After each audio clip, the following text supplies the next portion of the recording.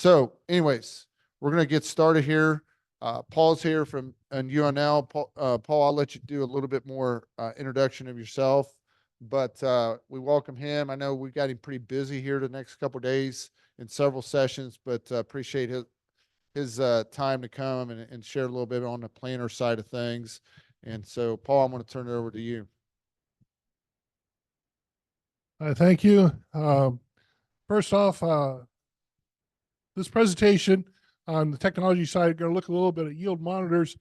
And what I did was I gave a presentation here a few weeks ago at the National No-Till Conference. Marion Kelmer sponsoring this session here. Marion's covering my travel and so on. Mary and I go way back. We did a meeting together back in the early 90s in Northern Illinois. And when it comes to that presentation I gave at the National No-Till Conference,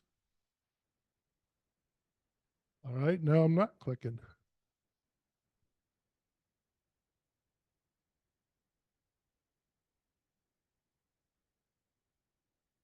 The light is blinking, but it's not.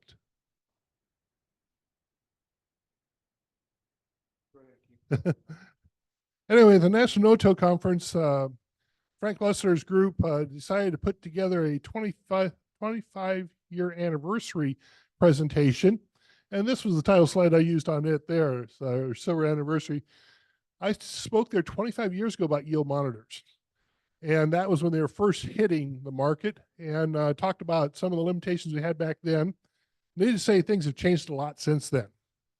The things that have changed a lot is more in our thinking and what we're doing. When it comes to yield monitors themselves, I'm here to say in the last 25 years, there's not a lot of changes there. Now, I've not been working with those for the last 20 years or so, because at our University of Nebraska, we've had some new hires, and we're actually on our third person since then. Joe Luck, a graduate of Ohio State, is our precision ag specialist now, working with yield monitors. And so I stole some of his slides from a presentation of his that he and I discussed together. And this diagonal corner cut up here will be on his slides. On slides that don't have that, most of them will be from what I had 25 years ago. And like I say, when Joe and I got together and discussed what I presented then, what he's discussing now, I was amazed how much has not changed with yield monitors. And it's simply because the yield monitors, in a way, they're ahead of their time.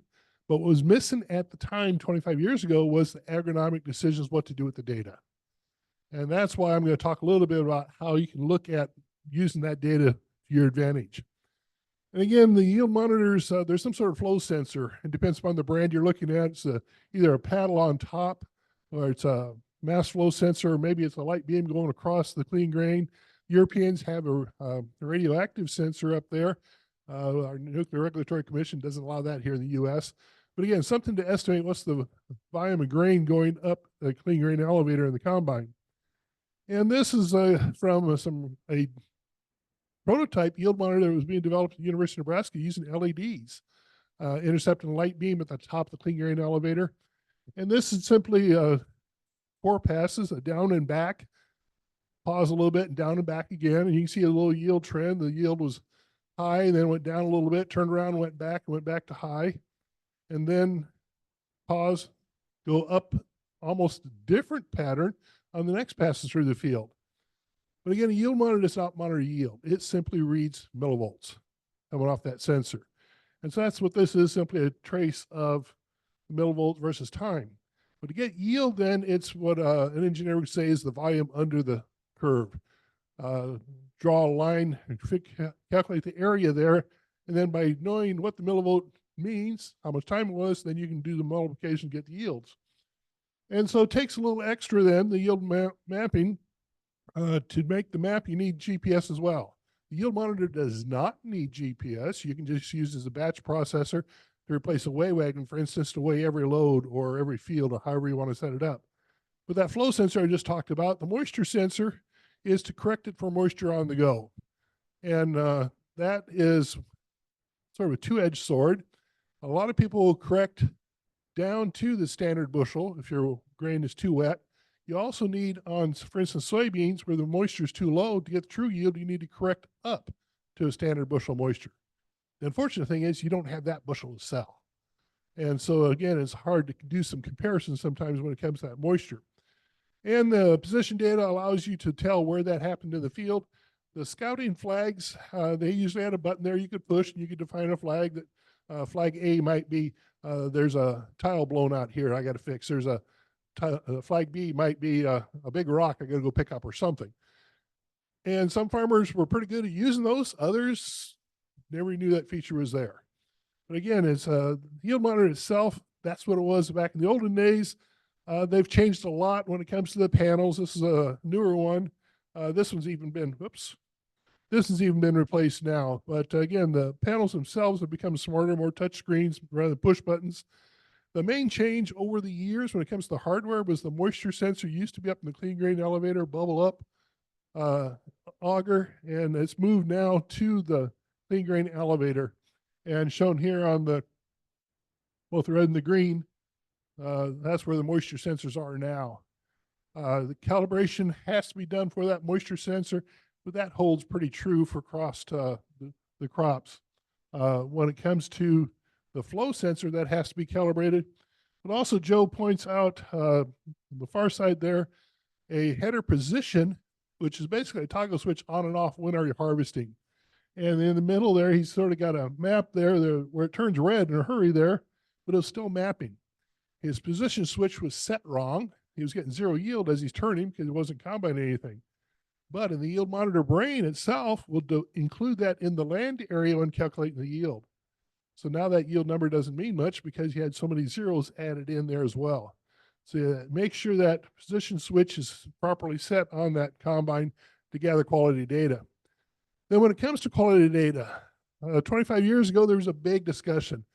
This grain enters the combine relatively quick from the middle of the head. From the outside of the head, it takes a little while to come across, go in. And so when you had a yield monitor point in the field, what did that actually represent? And I say, there's some high-powered people discussing that 25 years ago. You know, if you're sampling here on 2-second data, for instance, was it straight across? No, it's a taper because of the way it feeds in the head. Well, back 25 years ago, I was a little younger, a little more ambitious. I decided to see what is that time delay. I took a cup full of soybeans, spilled it on the table, painted it fluorescent blue, another cup full fluorescent red or orange I used, it was easier to see, put them in a little brown paper bag and stapled to the soybean plant on the end of the head and dead center of the head. And then I had a little light up in the grain tank with a switch that the combine operator says, when that bag enters the combine, turn that light on. Because I'm up there at the stopwatch. I'm going to time how long it takes. Well, when I did that, I saw the first soybean from the middle of the head in about 8 to 10 seconds. And anybody who's operated combine knows when you hit a field, it takes about 8 to 10 seconds to see some grain coming in. I watched for the outside of the head. Sure enough, it was about 2 seconds later, I saw that color coming in. As I'm up there watching, I was getting both the orange and the blue beans for quite a while. They didn't all enter at once. And you can just barely see it there. The blue beans are in there. The orange beans, you can't see. But when I started looking at it and actually doing some analysis on it, and someone got even more ambitious than I did, they actually opened the door in the clean grain elevator and put cans out there. And then as it combined across, they could take that can and count the percentage of which color bean were in there. And they found out as you're traveling through the field, it was more like this. The combine dynamics smeared that data point through the field. You had some entered right away, you had a peak, then you had some tapered, and then depending on how the refresh was set, you might have had a secondary little peak set there. And so now again, when they're arguing, is that yield monitor data point, do you gather data on a 1 second interval or a 2 second interval? With the combine dynamics, 10 second interval is more than enough. A lot less data to worry about then. Now, people still record it on a 1 or 2 second interval because computers now let us do that. And now when I was doing this, I thought it'd be neat to show people. We tied a camera up there. It's an old VHS. VHS wasn't high quality to start with. And you know, the combine sieves go like this and the combine does like this. You couldn't see diddles on that video. Sorry. And it was hard enough to stand up there and watch them. Then I thought, okay, corn. Peel back, and I did 2 years, every plant across.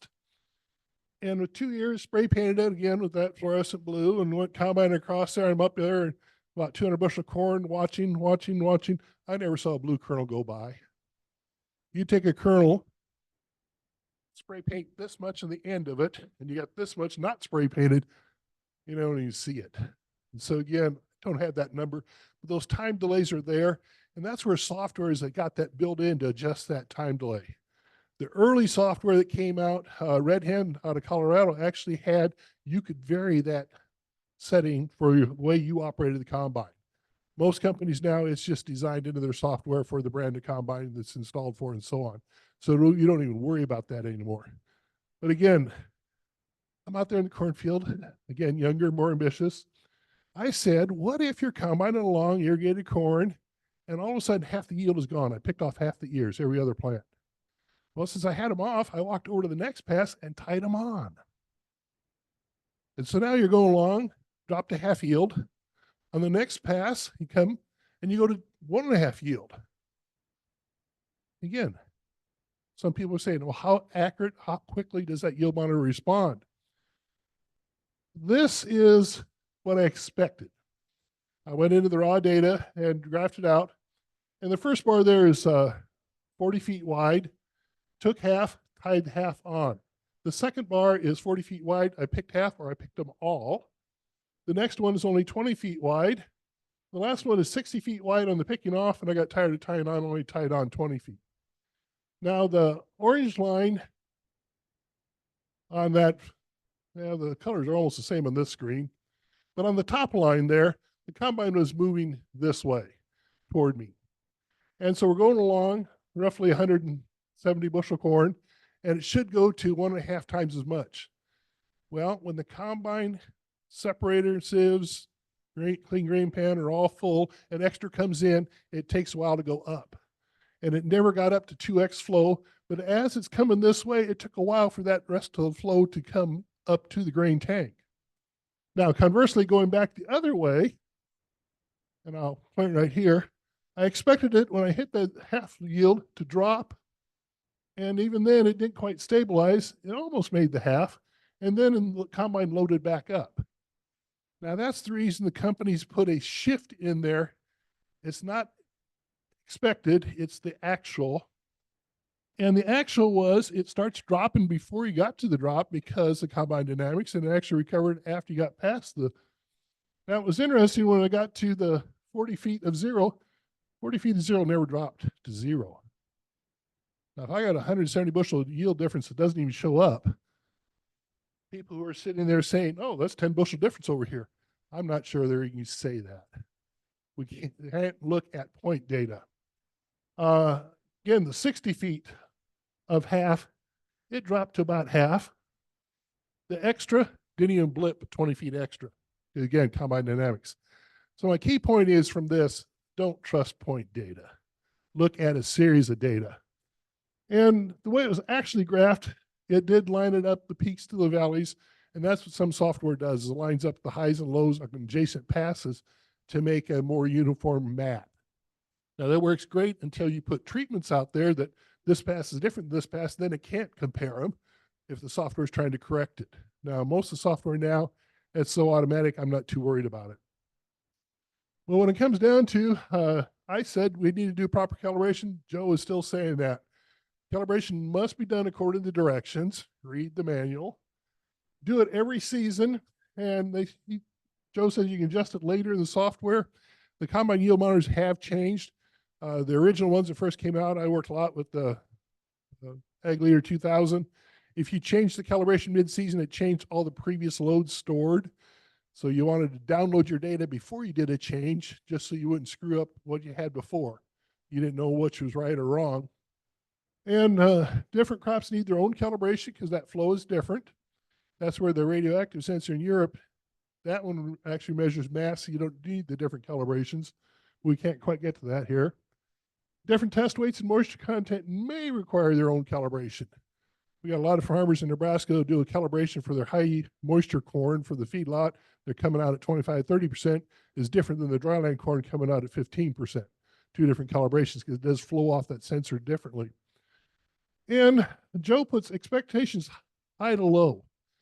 It comes down to your calibration loads have to match what you're going to see in the field. I'll have some examples here in a little bit. And harvest loads 3,000 to 5,000 pounds.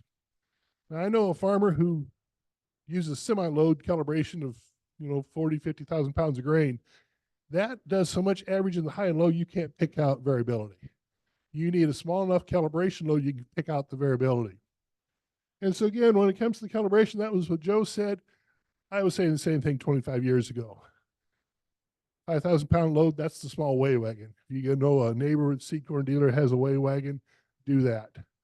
Now, unfortunately, there's a lot of people who did the calibration like this. They're out there and I say weigh wagon or scale, maybe they had a twin screw truck that held 30,000 pounds. They combined two loads, weighed it, enter that data. And you can assume that at zero flow, you should have zero weight. So those 3 points are sort of assumed. They had a single axle truck that holds 15,000 pounds. They got a neighbor with weigh wagon that holds 5,000 pounds. Now you'll say, well, there's 6 calibration points there. It should be a pretty good curve. It's not a curve. It's a straight line because all 6 loads were done at full speed ahead, normal combine capacity. What happens when you hit higher yield area or lower yield area? You're not calibrated for that range.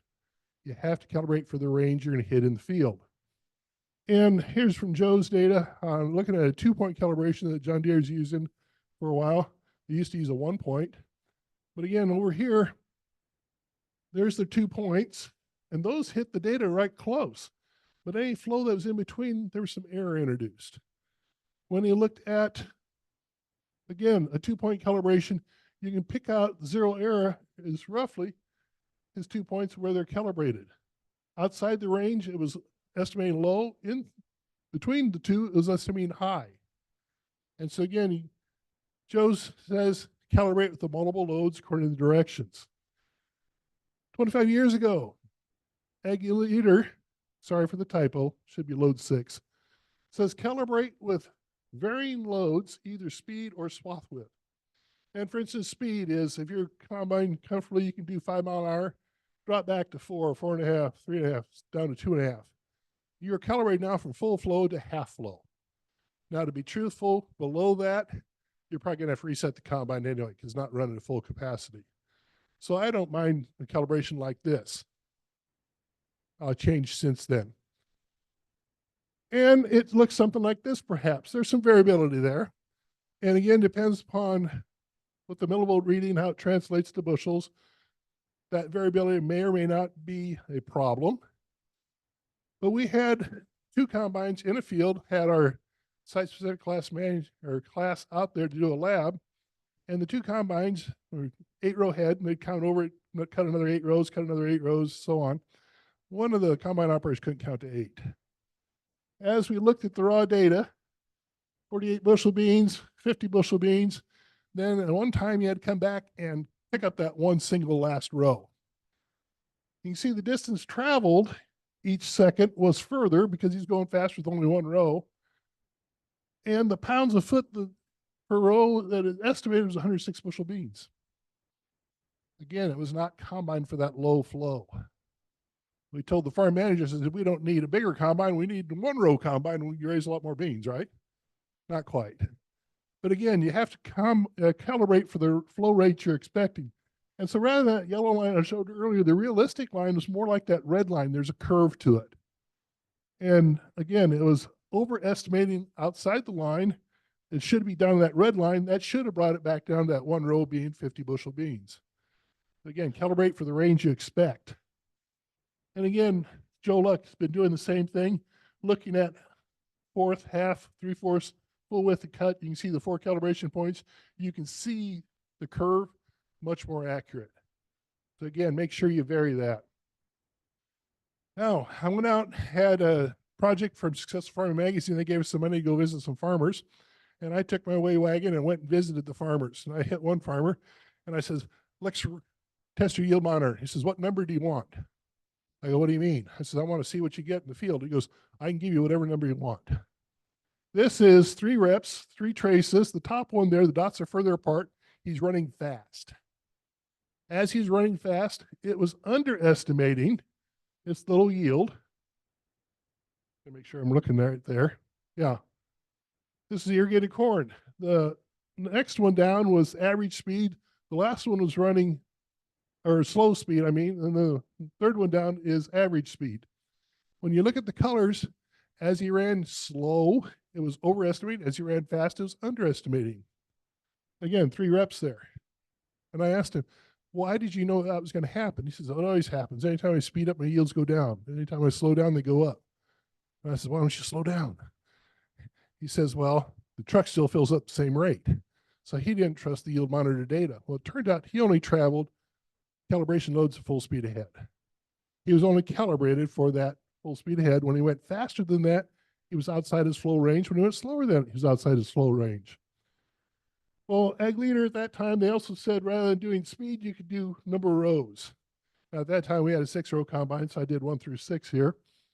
And again, at 1 row, you probably wouldn't be combining that in the field. But there's definitely some areas in the field you know it's a half yield because of some problem. Make sure you calibrate down to that half speed. But after working with this for a while, I found out you don't calibrate for your full flow. You calibrate your full flow and look at bushels per hour going through the machine. Then you calibrate for the lowest flows, but then do a calibration load, pushing the hydrostat, pushing the machine, so you get extra flow through the machine. So when you're combining normally in the field and you get to that higher yield area, you can actually measure that high yielding area. You're not going to underestimate it like that producer was doing. And so again, I don't do a full flow by itself. I do a full flow plus extra, and then the reduced flows. Now that requires you playing on the hydrostat to keep that number as constant as possible. But for the cooperators I worked with 25 years ago who did that, they love their yield monitors. Calibrate for the flow, not for the speed or the head or width. Calibrate for the flow. Again, you just got to play with the hydrostat. Now, here's a little fun game with the hydrostat. You're pushing it ahead and you're running maybe 4 mile an hour on 200 bushel corn. Quick number. Pull back the hydrostat to 1 mile an hour. Yield monitor is smart. It says if you are 1/4 the speed, you got the same flow, it's got to be 4 times the yield. And this guy got 832 bushel corn. On this yield map, there's a little sliver in here. When I went into the raw data, that one only spiked up to 400 bushel corn. But I also plotted ground speed there. I'm a no-tiller. What's the first thing you do when you pull back hydrostat? If you're going to stop, I back up. You see my yield trace actually backed up on position in the field. Now, that 400 looks pretty neat, but when you accelerate going forward, you sort of ignore the fact it dropped to 60 for a little while. Was that 60 bushel corn next to 400 bushel corn? No, that's combine dynamics. I felt pretty proud of that until Randy Taylor at K-State said his record is 1,600 bushel corn. But again, you can't really trust the point numbers. It's an average smoothing with combine dynamics. Again, I said we had a study from Skills Farmer magazine. Bobby Grissel since retired. Joanne Wilcox since retired. They're still paying me. I'm still showing up. But we ran reduced flows by going 3, 5, or 8 rows if they had an 8-row head, 2, 4, and 6 rows if they had a 6-row head. And at that time, 25 years ago, we didn't have that many 12-row heads around. But again, here's taking 5 rows on an 8-row head. For the Ag Leader or AFS case I had at that time, 25 years ago, if you calibrate a full flow straight ahead, here are the 3 loads on several different cooperators there, plus or minus 5% error. Again, not even a full flow did it come out within plus or minus 5% for 3 of the 5. Cooperator A was really way off. So we actually went into his yield monitor setup and said, let's go back to the book values. Averaged across the flows, he would have been better off if he had not calibrated. When he calibrated only full flow ahead, he was really underestimating the reduced flows. When we took those loads we just took and put those in as the calibration loads, then that's the red line, and then he reran the test, got the yellow line. Again, calibrating for the flows expected. Again, do that. Too often when a farmer gets a new calibration load, he knows his monitor's off, he enters 1 load. Well, if you've already got 10 loads entered in your calibration, you enter one, you don't swing the curve much. If you had 10 in before, you should enter 10 new ones to be able to swing the curve right. Now, if they calibrated the varying flows, these were 3 of the people I hit, they were basically plus or minus 5%. And again, the yield monitoring companies at that time, that's sort of what they were advertising. They can estimate within plus or minus 5% in the field. Now, 2 rows. Again, reduced capacities. Here was a producer who had 2 calibrations. He had one for his dryland corn, yielding 100 bushel corn. There's one for his irrigated corn at that time, yielding 200 bushel corn. And I was measuring on his irrigated, and he had an average of 5.8% error when we sped up or slowed down, and we just changed 1 mile an hour up or 1 mile an hour down to vary our flow. And the 2 rows was definitely overestimating by 12% because he was not calibrated for that low flow. I said, what if we turn on your calibration for your dryland, which is the low flow? Now his average error dropped because he was calibrated for 2 different flow rates. Now at that time, you could take the data card, and I could put it in my Ag Leader 2000 and punch it in, and you can actually go in there and pull out the C factors. It's not calibration. I'm not sure why they called it C, but they had numbers from 0 to 10. And I called them 0% to 100% flow. I'm not sure what they actually meant. Ag Leader never told me. But I wrote down the C factors that they had, and I graphed his irrigated, his dryland, and his plot only, and you can see the calibration curve is different for each of them. The plot only one is the red line, and I thought, well, that's pretty neat. So I called the farmer up, and I says, go to your monitor and push these buttons and eliminate those loads and turn on plot only, and then let's check your 2-row flow. Well, you notice it's underestimating. Well, he did not turn off his other loads. He was overestimating then. When he turned it on, he inputted those extra loads but didn't erase the old loads. His error got to be much worse on the really reduced flow, but when it came to the average flows in the field, plus or minus 1 mile an hour, it got a lot better. So again, you need the range, what you're going to hit in the field. We did John Deere as well. They were Green Stars. Green Star had a single point calibration at that time. And except for cooperator M there, it wasn't too bad.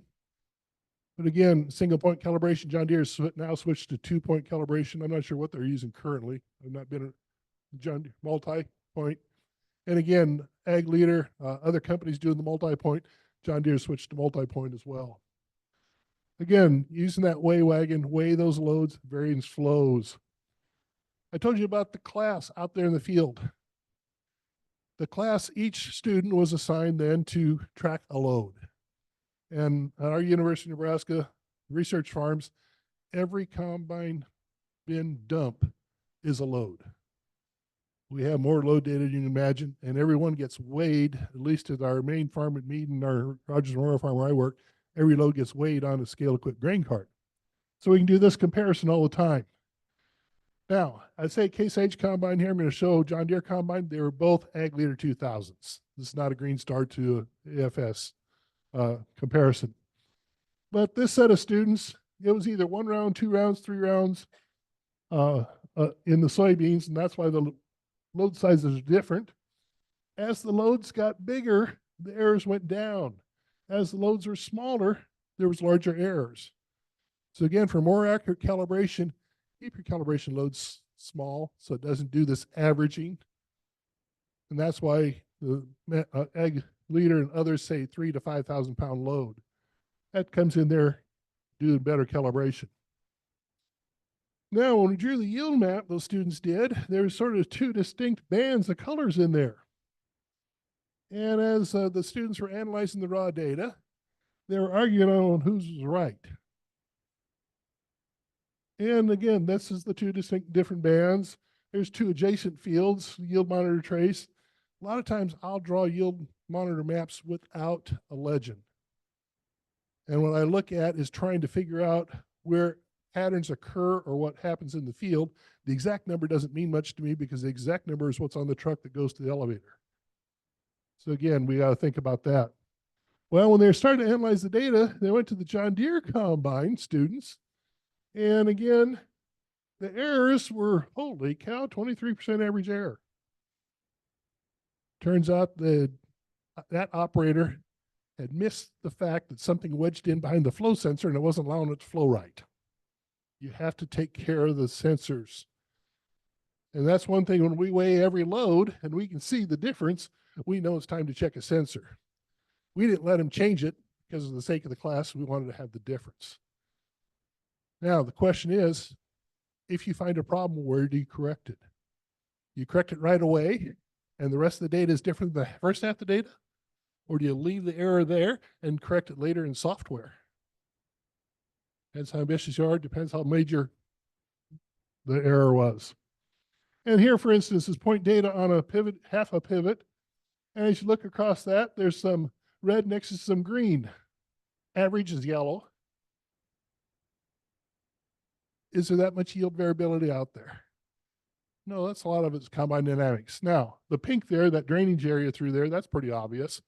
And so most software has a averaging button or a contour button or something like that. And as you look at that, the edge of the field effect is there, the drainage ditch is there, and the two blue dots there is actually where we learned the most, up here on the top.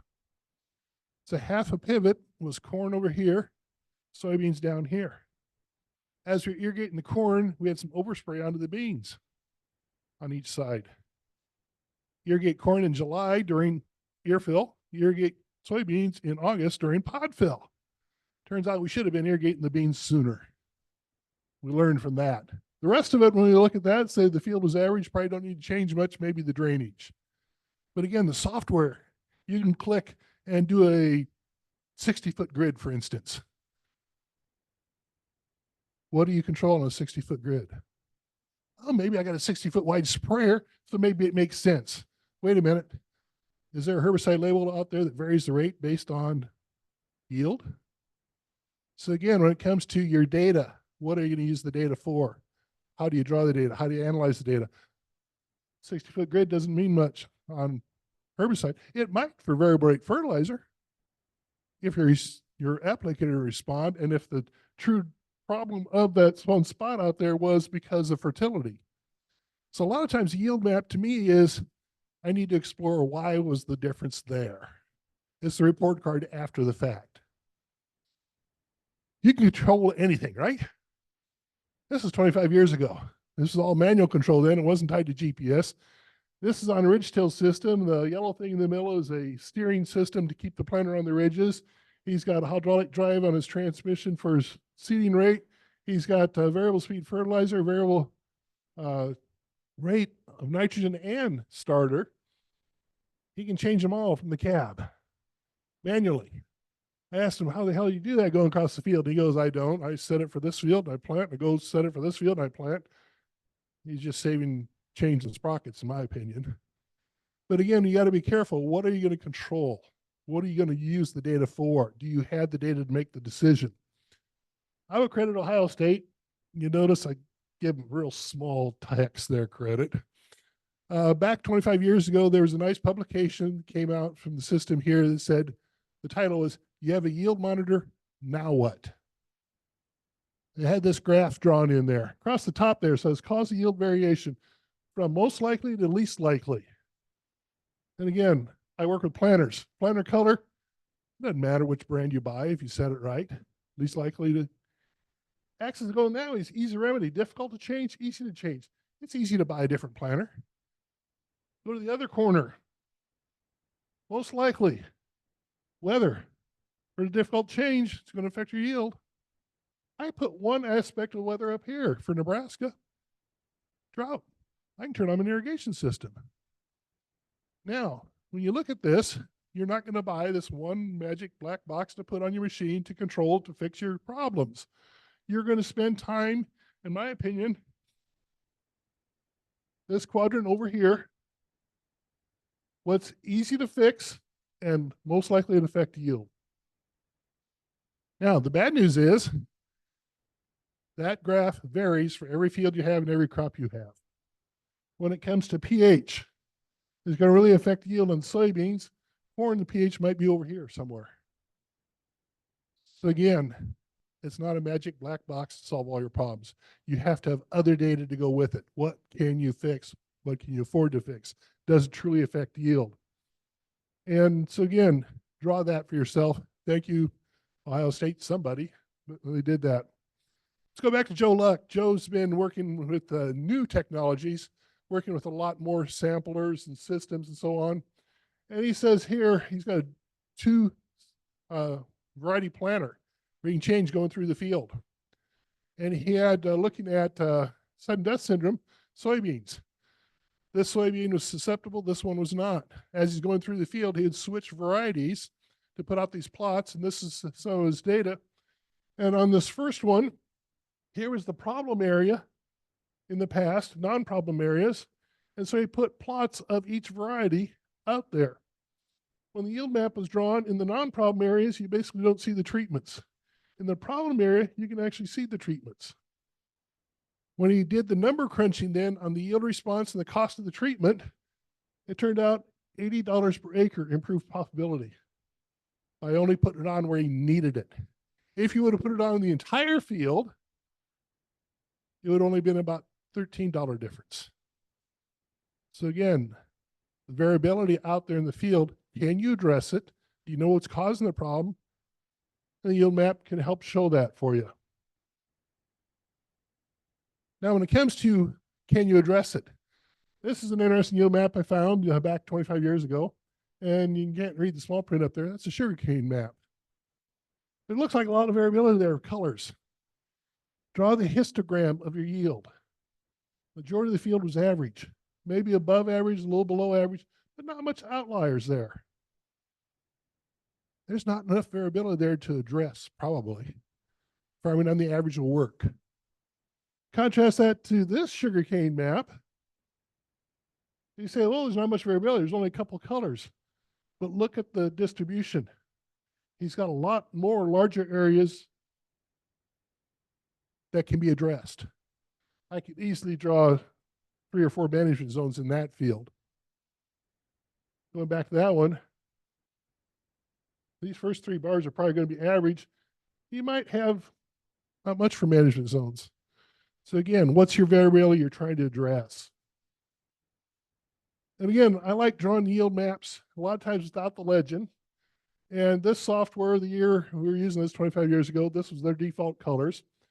And that corner that's missing down there is actually basically it's a wet spot. It's a little pond. And on the corn in 97 there, you can see the red is there on there. If you had corn out there, you'd have 0 yield. And there's a couple other spots there with weird things in it. 98 soybeans. Well, soybeans, that wet spot wasn't near as bad. The red went away. Some of the other reds are still there. But again, you don't need to know the crop or the actual number. You need to know, is something showing up the same place year after year after year?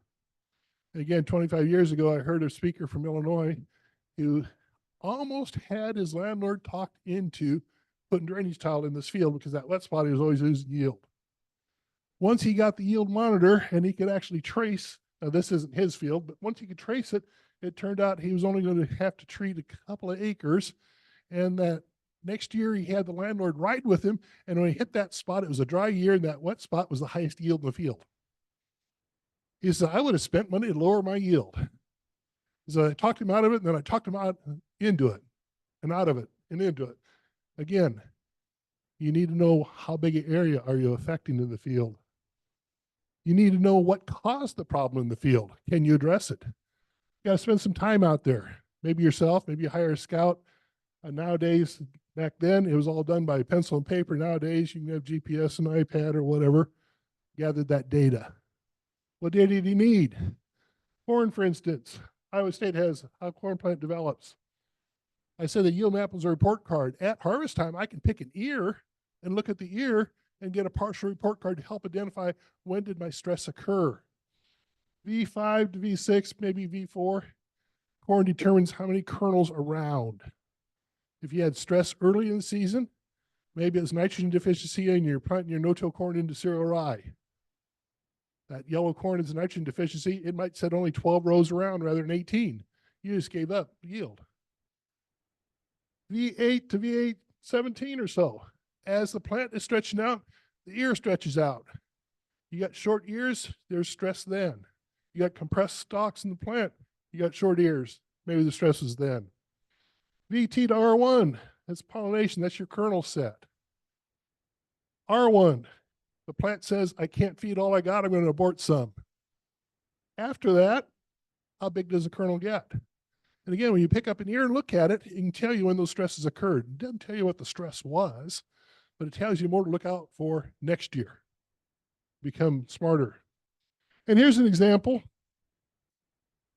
This one was obviously a stress during pollination. Only one kernel pollinated. These short ones, the stress was V5 to V17 as the plant was stretching out, the ear didn't stretch out. Filling all the way to tip, this ear was happy. The short one that didn't pollinate, this ear is unhappy. We got some aborted kernels on some of these. We got some insect damage on some of these. Again, you got a partial report card there. Now, here's the kicker. Those are adjacent ears from plants that are down the row. I said, this is stress at pollination and this one is happy. Why was there a difference? Was there a difference in emergence? That this one pollinated the week it was 100 degrees and this one pollinated the week it was 80 degrees. You need to have that data to make decisions when you get that. Again, a yield map here. You look at that and say, well, there's sort of three different colors there. The blue, the yellow, green, and the red. Maybe it's 3 management zones. Now you got to decide what's changing in the management. I start looking at patterns, and actually, if you look real close here, this blue line enters the field right here. He started combining. As he's combining, the combine operator called the farm manager and says, hey, this crop's really doing good. And he just put the 20-foot head on after doing plot work with a 15-foot head. When he hit the field, he was taking in 5 extra feet, and that 5 extra feet boosted the yield 33%, and he thought it was really doing good. Our manager says, did you remember to switch that back? Oh, no. He switched it back, and all of a sudden the yield dropped. No, the yield right here versus right here might have been the same. Again, when you find an error in your data, when do you correct it? Right away? Post-processing. When you look at that, there's a couple other things to figure out. That's a straight line. These are curved lines. The odds are that's different. And again, from the Ohio State publication, you have a yield map. Now what? If it's a straight line, the odds are it's man-made or something in the past that was done by man. If it's irregular lines, it's Mother Nature. So again, what are you going to manage? You know, changing planting date, changing fertility, or at random, weeds, how they spread, insects, how they spread. And again, it gives you information more to pay attention to how you got the data next year so you can make decisions. And again, zone 1, 2, and 3. Well, remember, zone 1 to 2 here was an error. Wait a minute. There was a little bit of 1 in here. This one truly is a difference. 3, yeah. How do you manage it? What caused it? Do you have that information? I love this one. A farmer called me up, says, oh, half my field looks like hell. What do I do? I went out there, and this is right at the gate, took a picture. Like I say, this is 25 years ago. This is a scan slide. That's why it's a little weird exposure. And at that time, I had a Varus probe, another layer of data. Took a look at the soil map, and this is actually a pivot irrigated field, and the field I'm looking at is only this half. Sitting at the gate there, the soil type looked pretty consistent. This is a bare soil photo. There was quite a bit of interest in that when it first got started. There's now interest in doing it with drones. You can do it multiple times a year. But at that time, when you paid an airplane, they usually did the bare soil photo before the crop canopy was there so you can see differences in soil type. You can see a couple of weird spots in the soil. But again, sitting there at the gate, you don't see something real weird there. I went out with the Varus probe. It measures electrical conductivity. I started measuring, and up there at the top there, The first pass is fine. The second pass is fine. The third pass, I had a number I didn't believe, and you can see I made a loop around just to make sure. The Varus map showed electrical conductivity. There was a little spot up there that looked different, and that's where those beans were different. If I made a management zone based on that, I would say, well, blue versus red versus yellow, there might be 3 management zones here. When you actually throw the yield map up there, that red line there is that poor crop that he thought the entire field was a disaster. No, it was less than a half acre. Again, that's the power of a yield map. You know how many acres are involved. Can you afford to fix that? That little spot there, that might be where you put the next load of manure, just trying to rebuild that soil. Who knows? When I look at the yield there, about the only thing that really showed up on both maps was the spot right there. With that red versus blue there, a little bit is there. And that's just the difference in topography, the way the hill was. So again, do you have the data? What other data can you gather? What other data is usable? I'm not to the point of hooking the Varus controller up to anything. It just tells me where there's some differences in soils. I'm not to the point of hooking the yield monitor up to anything. And what's worse is once you hook it up to something, you start doing VRT, now you don't know was the difference because of the fertility you were trying to address or because of the different fertility you put on. When you're doing a fixed rate across the field, it's easy to tell what makes a difference. Get another yield map. A lot of different colors there. Again, you have the extra data to decide. And this one is simply the hillside versus where it flattened out with 2 little ridges in there. Now, the interesting thing on this one was this was on our soil scientist doing a nitrogen rate study. And this is the center pivot irrigated field where the rows run this way. And you can see there's a difference from here to here. That's because this was corn residue, this was soybean residue. And while doing the mapping, actually, the electrical conductivity was affected by how much soil moisture was left. Electrical conductivity is affected by soil moisture as well. Now, what they did, though, he was coming in there to put a study in on nitrogen on corn, and his line was right here, corn, soybeans. And with the center pivot, he was doing it by quadrants. And this quadrant behaved different than everything else. Well, again, it was a soil difference. Again, a map like this might be valuable when you lay on some on-farm research. Do you have a uniform area? Do you have a non-uniform area? Do you have an area where you can identify differences and you can identify your treatments to address the differences?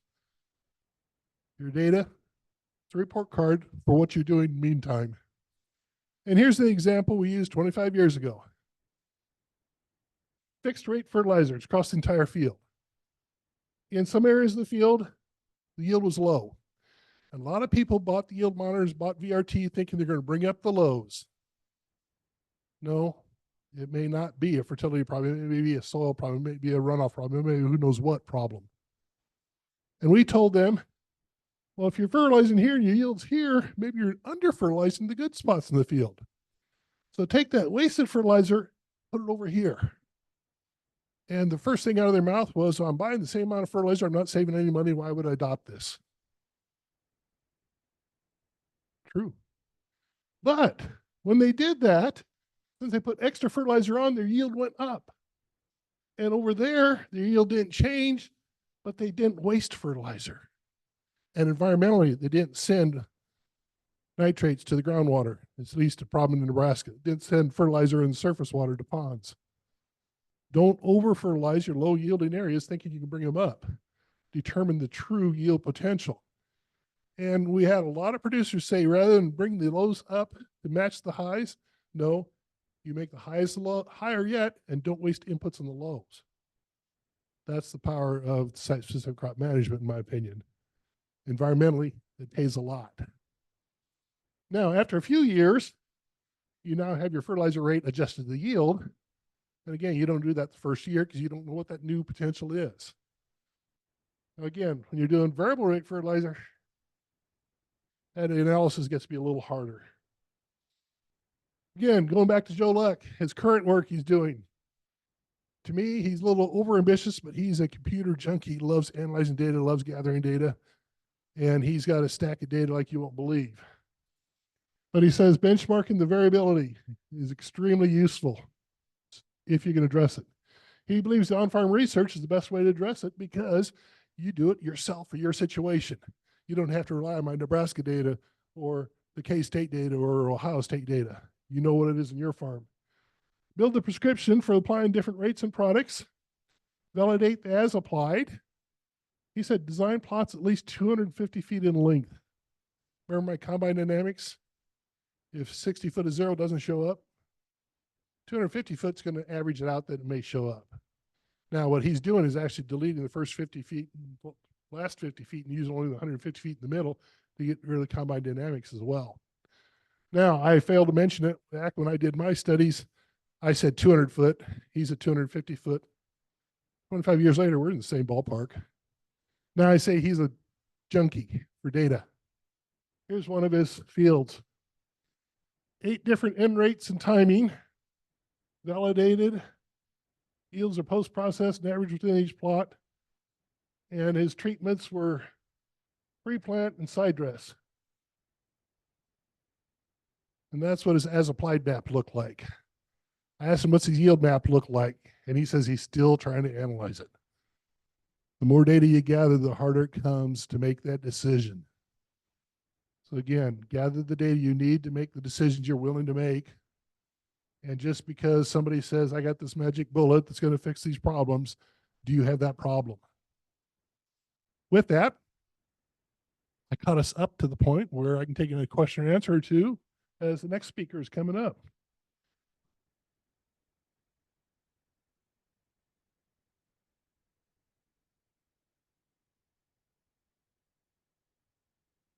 He did not give that to me. That's what I asked him. And he actually says in Nebraska, he says he'd share it, but he says when I travel out of state, that timing depends upon the 4 R's. Your source, your timing, your rate, and hell, I forgot the 4th R. So much for I'm not a soils person. But anyway, he says the response there in irrigated Nebraska is going to be different than somewhere else. And again, a pre-plant that's rained in versus a pre-plant that's irrigated in is different.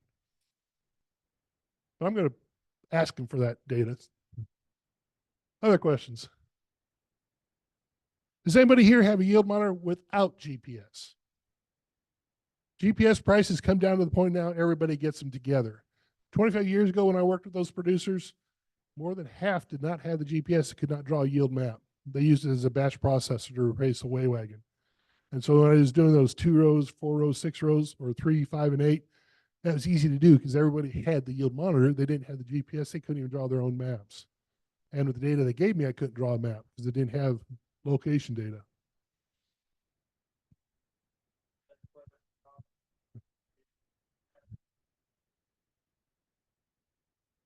I do not, the question is, do I have any information on precision? I myself do not gather company specific data. I learned a long time ago, once you do, and especially if you put it in text, the next week, a new product comes out, a new announcement comes out, and what I just said was wrong. And so I talk usually more concepts and let you guys decide on who you're working with. And when it comes to companies, my first thing is you look at company, yes. More important, you look at their support. You can buy a product out of Australia that might be the best thing invented, and you have a problem and you can't get help, you're in trouble. So I look a lot more at support and what they can do for you rather than what does the actual product do. Now, to be truthful, 25 years ago, I was doing yield monitors. Joe Luck's doing it now. He might have it. The work I'm doing now is soil health related, crop rotation, cover crops, things like that, which I'll be speaking on later in the conference and other sessions. Round of readers going to abuse me while I'm here.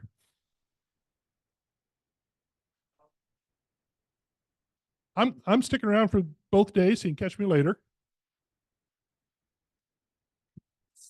So we'll transition. What question specifically did you have about precision planning?